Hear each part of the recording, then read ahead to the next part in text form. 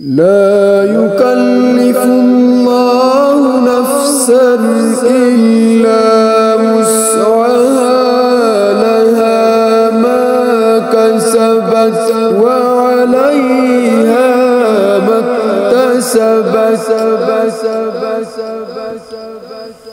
ربنا لا تؤاخذنا إن نسينا أو أخطأنا.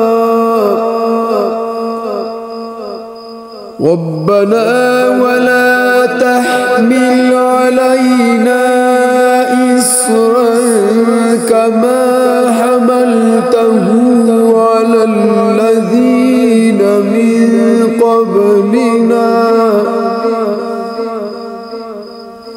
ربنا ولا تحملنا ما لا طاقة لنا به، واعف عنا واغفر لنا